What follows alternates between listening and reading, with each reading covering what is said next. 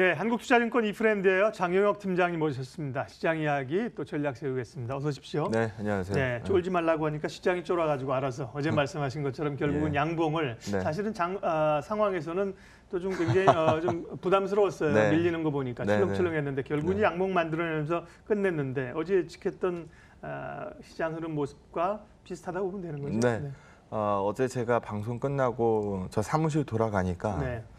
제 지인분들한테 전화가 많이 오더라고요. 방송들을 많이 보시나 봐요. 네. 네, 그래서 진짜 양봉 나는 거냐. 그럼 오늘 아침 시가에 내가 노리던 것들 좀 사봐도 되는 거냐. 예. 그런 질문들을 많이 하시더라고요. 그래서 저는 어제 아침 방송에 했던 얘기들을 그대로 읊어냈었는데요. 뭐 전일 시장 봤던 것처럼 한 15p, 16p짜리 양봉이었습니다. 장중에는 플러스도 만들어냈었던 상황이고요. 막판에 막판 동시효과도 그렇고 조금 상승폭을 양봉 길이를 다소금 줄이기는 했습니다만 최근 저 차트에서도 볼 수 있는 것처럼 지난 금요일을 시작으로 해서 지금 상당히 좀 의미 있는 양봉 퍼레이드를 만들어내기 시작했습니다. 근데 우리 시장에서 낙폭에 비하면은 시원한 방등이라고 볼 수는 없거든요. 예. 좀 이따가 결론 부분에서 말씀드리겠습니다만 7월 6일을 분기점으로 해서 아마 지금 남아있는 기간이 한 열흘 정도 되니까 혼란 속의 열흘, 트럼프의 입에 주목하는 열흘, 요 정도의 시장 분위기가 좀 형성될 것으로 보여집니다. 준비된 자료 첫 페이지서부터 한번 보도록 하죠. 요즘 미증시도 그렇고 사실 어제 유럽 증시 같은 경우에도 출발은 강세폭이 상당히 의미 있었습니다만 종가상으로 봤을 때는 상승폭들을 대부분 다 내뱉었어요. 그래서 요즘 유럽 시장도 탄성 많이 떨어져 있고 미증시도 과거만큼 이 탄성 살아있는 구간 아니고 물론 다른 시장에 비해서 미증시가 가장 잘 버티고 있는 거는 사실이긴 합니다만 그래서 전반적으로 이 그림에서 보는 것처럼 선진국 신흥국 할 거 없이 요즘 전반적으로 수급이 좀 무겁습니다. 예. 주간 펀드 주식형 펀드 플로우니까요. 선진국 쪽에서도 유출 쪽으로 지난주죠. 예, 잡혀 있는 상황이고 신흥국 쪽에서는 최근 들어서 가장 큰 폭의 유출세 이런 정도로 해석을 좀 할 수 있을 것 같습니다. 수급적으로 무겁다는 거 이유가 뭔데요라고 물어보면 달러가 좀 비싸졌고요. 연준이 해석에 따라서는 다소 좀 매파적인 해석 얘기했다라고 볼 수 있고 무엇보다 지금 미중 이 무역 전쟁이라고 얘기를 해야 될 것 같아요. 점이 가격 형식을 좀 띠고 있는 상황이기 때문에 이 부분은 좀 이따가 좀 말씀을 드리겠습니다. 글로벌 성장률을 갉아먹는 요인, 만약에 정면 충돌하게 된다라고 하면 승자 없는 게임 될 거라는 거는 모두 다 알고 있는 사실이거든요. 그래서 그런 부분들을 좀 두려워하는, 좀 경계하는 수급 움직임들이 좀 나오고 있다라고 보시면 됩니다. 근데 좀 세부적으로 들어가서 보면 지금 미국 쪽으로의 움직임이 여기서 보시는 것처럼 그나마 낫고요. 예. 여기서 보시는 것처럼 유로존 쪽으로의 움직임이 여전히 좀 이 수급적으로 주식형 펀드 플로우니까 좀 불리하게 움직이고 있다 이렇게 보면은 사실 맞을 것 같아요. 근데 우리가 이 그림 과거 그림이긴 합니다만 한번 곰곰이 생각해 보시면 이때 이탈리아가 나가네 마네 이탈렉시트가 어쩌고 저쩌고 별의별 얘기들 다 있었거든요. 그래서 그런 부분들 쪽에서 좀 흔들렸었던 유로 약세가 좀 강하게 나왔었으니까 그런 부분들 쪽에서 좀 흔들렸었던 수급 플로우가 아직 살아나지 못했다. 이 정도로 좀 읽을 수 있을 것 같습니다. 반면에 여기서 보시는 것처럼 신흥국 전체의 펀드 플로우는 굉장히 부진하지만 선진국 일본을 제외한 아시아 신흥국 펀드 플로우 예. 이쪽은 그나마 난 게 사실이거든요. 그래서 우리 대한민국 위치는 당연히 아시아고요. 아시아 지역에서 가장 또 쓸만한 국가에 속하기 때문에 전반적 분위기 무거운 건 사실이지만 대한민국이 주도해서 무거울 수 있는 분위기는 아니라고 본다. 그러면 이제까지 경계 요인으로 계산했었던 부분들이 조금씩 반전을 보이기 시작하면 말 그대로 시장도 반전을 보이기 시작할 텐데 최근 전략에서 말씀을 드리고 있는 것처럼 어제도 똑같은 말씀을 드렸습니다만 지금 당장 시원하게 오를 수 있는 구간은 아니거든요. 2,400을 강하게 회복한다라는 확신이 쌓여가는 구간이 아마 주식시장에서 다시 한번 시장을 좀 재밌게 볼 수 있는 시점으로 보고 있고 무엇보다 $1서부터 좀 떨어뜨려야 됩니다라는 부분 말씀 많이 드리고 있기 때문에 지금 당장 어제 뭐 2원대 마이너스 가지고 시장이 시원하게 오른다 그렇죠. 이런 거 기대하기 사실 어렵거든요. 그래서 다만 추가적인 낙폭을 제한적으로 보고 있을 뿐이지 지금 여기서 뭐 의미 있는 뭐 큰 폭의 반등 예상한다 이런 거 방송하기는 좀 어렵습니다. 그래서 혼란 속 열흘이라는 표현을 좀 쓰고 있는 거고요. 뭐 누차 강조해서 말씀을 드립니다만 이 달러가 자체는 뭐 최근에 금리도 마찬가지고요. 예, 원자력 달러 인덱스요. 예. 속도가 좀 떨어진 건 사실입니다. 그래서 옆 그림과 한번 비교해서 보시게 되면 달러는 4월 들어가지고 제대로 된 속도를 냈는데 물론 달러는 그 이전서부터 속도가 좀 붙어 있었죠. 근데 우리 대한민국 원화 같은 경우에는 뭐 여기서 보시는 것처럼 뭐 5월까지도 뭐 위협받고 있다 뭐 이런 식의 표현 쓰기에는 사실 어려웠어요. 근데 6월 들어가지고 속도가 강하게 붙었고 사실 이 구간에서 시장이 깨진 거 아닙니까? 그래서 지금 우리가 기대하고 있는 것처럼 다소금 원화의 약세폭이 좀 둔화되는 그림을 기다려줘야 되는 시점입니다. 이런 그림들이 처음에 잡혀야 이제 시장 분위기가 나올 거라는 걸 말씀드리고 있는 거고요. 좀 부담스러운 점은 간밤 NDF가 또 꽤나 큰 폭으로 올랐기 때문에 NDF 종가 보니까 1119원 넘더라고요. 그래서 1120원 놓고 하는 환율 움직임을 여전히 보여주고 있기 때문에 이런 상황들은 오늘 시장 뭐 그럼 어제처럼 개파락 출발해가지고 네가 자신 있게 나와서 오늘은 양봉입니다 이렇게 얘기할 수 있는 시장 분위기 오늘은 아닙니다. 그래서 그 부분 뭐 마저 말씀을 좀 드려야 될 것 같고요. 좀 기능 구간이 필요할 것 같아요. 네. 그래서 추가적인 낙폭을 보고 있지는 않지만 예상하고 있지는 않지만 지금 이 자리에서 시원하게 반등 끌고 갈 만한 모멘텀은 좀 떨어져 있는 상태다. 이렇게 읽어내시면 될 것 같습니다. 그래서 전일시장 다시 보기 한번 보시면 빨간색은 외국인 선물 수급이거든요. 그래서 장 열리고 나서 뭐 다소금 채우는 움직임이 있다가 그러니까 급락 출발했었던 이 선물 지수가 확 채워졌다가 중국 개장하면서부터 와르르 꼬꾸라졌습니다. 그때 외국인 수급 보시게 되면은 이 마이너스 1,000억 정도 뭐 넘어가는 모습 보였었죠.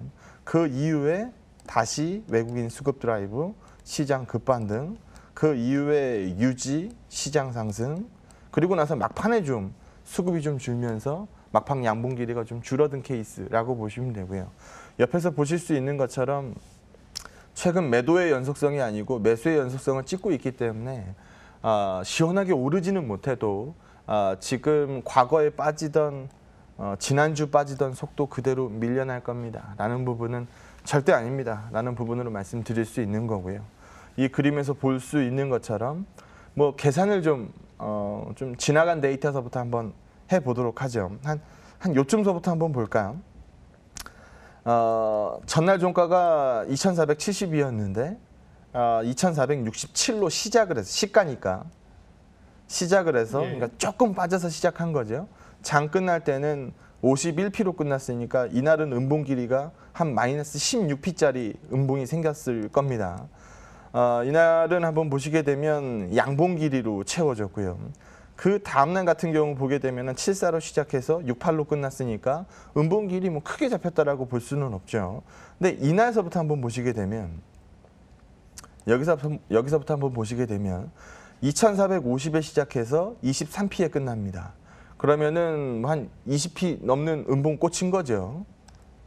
그 다음 보시게 되면 2,432에 시작해서 2,404에 끝났으니까 이날도 한 30p짜리 음봉이 꽂힌 거죠. 여기도 한번 보시게 되면 2,404p에 시작해서 2,376p에 끝났으니까 음봉 길이가 마찬가지로 굉장히 길죠. 여기도 한번 보시게 되면 2,373p에 시작해서 40에 끝났으니까 이때 음봉 길이가 30p가 넘죠. 반등 한번 주고 그 다음에 2,364에 시작해서 37에 끝났으니까 음봉 길이가 마찬가지로 굉장히 길었습니다. 그러니까 부담스러운 음봉 길이를 계속 만들어내던 시장에서 2, 3에 시작해서 5, 7에 끝났으니까 양봉 길이가 무지하게 길었고요. 5일에 시작해서 5, 7에 끝났으니까 조금 양봉이 생겼고 전일 같은 경우에는 3, 4에 시작해서 50에 끝났으니까 뭐 한 16p짜리 양봉이 만들어졌습니다. 그러니까 지난주 움직임과는 분명히 다르거든요. 그래서 이거 만들어진 이유 뭐 뭔데요?라고 물어보면 앞에 이제 나왔던 더 이상 선물 시장에서 외국인들이 쏘고 있지 않아요. 대한민국 원달러 부담스러운 레벨 올라와 있다는 인식이 형성되면서 이 그림을 쳐다보는 시각이 많아질수록 수급에서는 돌아 나오는 그림이 좀 많아지지 않겠습니까? 이런 쪽으로 해석을 하고 있습니다. 그래서 전일 시장 뭐 개파락 이후에 양봉 요거 말하는 거는 굉장히 쉬웠던 거고요. 오늘 시장은 다소금 또 속도가 떨어질 수 있다라는 점을 감안하시고 혼란 속의 열흘을 지나고 나는 모멘텀 부활 시점을 기다리고 있는 시장, 이걸로 이해하시면 될 것 같습니다. 예, 선물시장 움직임 잠깐 지금 보여주셨는데 결국 선물시장에 쌓여있는 이 외국인 매도를 그렇죠. 언제 풀어내느냐가 물론 네. 뭐 한 가지 변수는 아닙니다만 그렇죠. 그게 좀 관건인 것 같습니다. 예. 열흘의 시간을 말씀하신 거는 이제 무역 전쟁이 진행 중인데 7월 6일 중국의 날 추가 관세 실제로 부과하는지 여부가 7월 6일 날이니까요. 예. 그때 이제 지난 열흘 말씀하신 건데 길게 보면 이제 또 중간 선거 때까지의 노이즈를 가져갈 가능성도 있다. 네. 단기적으로는 어쨌든 7월 6일 전후에서 대타협이 나오든 간에 뭔가 좀 그럴 가능성도 기대하고 기다릴 수 있다. 네, 그 얘기를 좀 이제서부터 한번 해볼까 예. 하는데요. 이 그림 하나 보시면은요. S&P가 그러니까 미증시가 제일 잘 버텼습니다라는 표현은 뭐 좀 전에도 여러 번 썼죠. 그래서 여기 보시는 것처럼 최근에 속도가 좀 떨어지기는 했어도 연초 대비로 보게 되면은 뭐 아직까지 미증시는 잘 버티고 있는 시장입니다. 물론 대한민국이 최근에 많이 내뱉었죠. 근데 최근에 중국 지수 보신 분들 계실지 모르겠습니다만 많이 하락했죠. 네, 중국 상해 종합주가 지수 같은 경우에는 고점 대비 20% 빠졌고요. 지금 CSI 300 같은 경우에도 보게 되면은 연초 대비해서 뭐 10% 이상 밀려나 있는 상황입니다. 전일 우리 여기서 한번 봤었던 것처럼 요 구간 얘기 다시 한번 하면 어제 중국 증시 상해 종합주가 지수 이 기준으로요. 출발로 봤을 때는 뭐 1%대 1% 조금 넘게 하락을 했었죠. 근데 장중에 이제 저점으로 보면 한 2% 빠지더라고요. 시장 문 열자마자. 예. 그리고 종가상으로 봤을 때는 어제 0.5% 정도 빠졌는데요. 그러니까 상해 종합주가지수 기준으로 2년 내 저점을 깨는 모습을 장중에 보여줬습니다. 2년 내 저점이라고 제가 표현을 했거든요. 요즘 중국 증시가 왜 이렇게 부진할까요? 미국이 지금 가장 타겟으로 놓고 있는 건 어차피 중국입니다. 그래서 이게 현실화되면 마찬가지로 뭐 승자 없는 게임이니까 미국도 다치고 중국도 다치겠습니다만 중국 단기적으로 다치는 거는 뭐 불가피한 사실입니다. 이런 부분들 반영하고 나면은 사실 어제 우리가 나바로 코멘트 아침 방송에서 잠깐 얘기를 했었는데 다우지수 500포인트 빠지는 거 보고 강경론자 나바로가 들어와서 중국의 이 투자 제한 이거 아직 결정된 거 없다라는 얘기로 마사지를 하려는 시도를 하는 걸 보면 뭘 느끼십니까? 금융시장 반응 보고 아차 싶으니까 나와서 컨트롤 한번 잡았다라는 거거든요. 그만큼 지금 이 양쪽 모두 출혈을 어느 정도 볼 수 있다라는 부분에 대해서는 모두 다 감지하고 있습니다. 그래서 결국 미국이 양보할 가능성이 지금 커 보이지 않기 때문에 사실은 중국 쪽에서 아마 양보가 나올 가능성이 굉장히 크고요. 그래서 그런 부분들이 중국의 단기적인 마이너스를 사실 만들어낼 수밖에 없기 때문에 최근 중국 증시가 가장 부진하게 놀고 있다. 이렇게 봐도 사실 과언이 아닙니다. 그러면 7월 6일 얘기를 꺼냈으니까 그 얘기 한번 해보면요. 지난번에 뭐 미중 무역협상 1차, 그러니까 뭐 1차 무역협상단이 방중했고요. 그 다음에 류호 부총리가 방미에서 2차 협상이 벌어졌었고요. 네. 월버러스 미 상무장관이 방중하면서 3차 무역 협상이 있었는데요. 특히 기억에 남는 거는 3차 무역 협상 월버러스 미 상무장관 같은 경우에는 예정일보다 하루 짧게 있다 갔어요. 그러니까 원래는 내일까지 있어야 돼요. 원래는 내일까지 있어야 되는데 내가 얘기를 하다 보니까 이거 내가 더 있을 필요 없겠다. 심기가 불편하다는 거죠. 그래서 바로 그냥 가버렸어요. 그러니까 이게 3차 무역 협상 얘기였거든요. 그 다음서부터 뭐 걷잡을 수 없이 얘기들이 지금 번져 나갔었는데요. 그 부분 이전까지의 모습들을 보게 되면 미국이 불만을 막 얘기를 합니다. 그래서 니네 우리한테 너무 이익을 많이 보고 있어. 대미 무역 국자가 너무 과잉하니까 꼬리를 좀 내려다오라는 쪽으로 얘기를 많이 했죠. 중국의 양보 카드가 계속 공개가 됩니다. 자동차 관세 인하해 줄게. 지금은 뭐 다시 백 시킨 상황입니다만 인하해 줄게. 뭐 관세 그 자동차뿐만 아니고 뭐 나머지들도 관세 인하할게. 지적재산권 보호할게. 외국인 투자 자유화에 대해서 오픈할게. 금융시장 개방할게. 별별 얘기들 다 지금 쏟아냈었던 거거든요. 근데 지금 뭐 약속을 깨고 미국에서 이제까지의 협상들을 전면 백지화 뭐 분위기로 끌고 가면서 7월 6일 날을 기점으로 해서 중국에 추가 관세 부여하겠다, 뭐 25% 고관세 부여하겠다라는 쪽 얘기를 꺼내다 보니까 지금 일단 시장에서는 솔직히 겁먹을 만합니다. 근데 트럼프가 이제 협상의 기술이라는 전매 특허를 갖고 있잖아요. 그래서 뭐 그 부분에 대한 뭐 이 카드를 치고 있는 건지 아니면 실제로 부여를 할 건지 이 부분에 대해서는 사실 잘 모르겠습니다. 그래서 예상대로 뭐 지금 얘기 나오고 있는 것처럼 실제로 뭐 관세를 때려낸다라고 하면 중국이 분명히 보복하겠다라고 얘기했어요. 펀치를 응수하겠다라고 얘기를 하고 있으니까 보복 관세가 부과가 되겠죠. 미국은 이미 동일한 크기로 보복 관세 때리면 4배로 갚아주겠다. 2천억 달러 얘기를 꺼냈기 때문에 보복이 보복을 부르고요. 보복이 보복을 부르면 금융시장이 안전할 리가 없거든요. 그래서 최악으로 흘러갈 겁니다. 근데 만약에 유예 조치를 발표를 한다라고 하면 이거는 말 그대로 시장이 전전이 같은 경우에도 무느신 얘기 따로 나오고 나바론 얘기 따로 나오고 지금 혼선 자체가 굉장히 많거든요. 그래서 만약에 유예 쪽으로 방향이 잡힌다라고 하면 뭐 시장에서는 뭐 급격한 뭐 반등 반응이 나올 테니까 제가 말씀드린 혼란 속의 열흘이라는 부분에 대해서는 7월 6일 분기점까지 어느 쪽으로 뉴스플로우가 흘러가느냐 이거 시장에서 아무도 모르니 그때까지는 제한적인 움직임 잡히지 않겠습니까?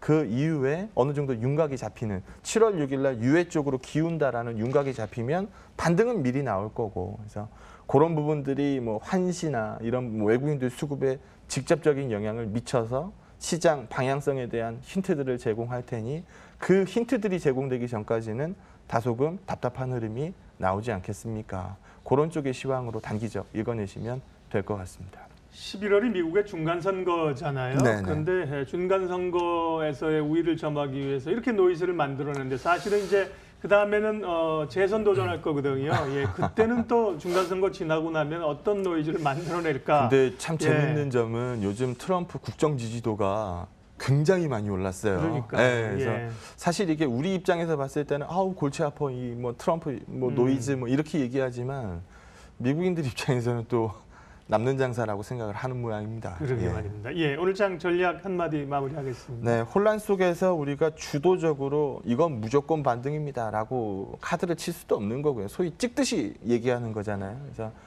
주식시장 찍듯이 매매할 수는 없으니까요. 좀 어제 제가 마지막 코멘트가 좀 더 주고 사더라도 모멘텀을 좀 더 확인하고 사는 게 맞지 않겠습니까? 라는 의견 쪽으로 말씀드리고 있으니까요.